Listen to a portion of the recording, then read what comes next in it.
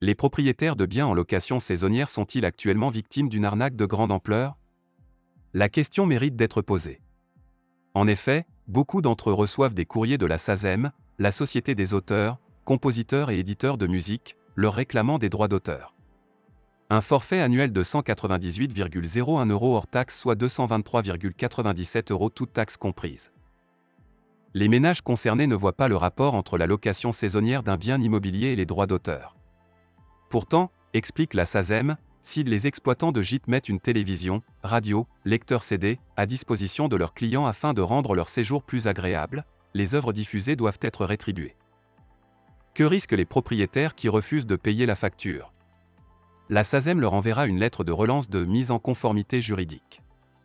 Si le paiement n'est toujours pas effectué, les propriétaires risquent une amende pouvant aller jusqu'à 300 000 €.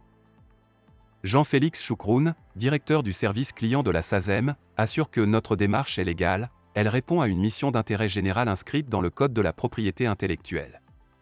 Dès lors que des œuvres protégées sont diffusées de manière directe ou enregistrées dans des locaux proposés au commerce comme les locations saisonnières, il y a un acte de communication au public soumis à droit d'auteur. Et il ajoute, dans le cas d'une location saisonnière, cela représente 105 à 110 jours de location en moyenne par an, ça revient à 2 € par jour, ça reste raisonnable, estime le représentant de la SACEM.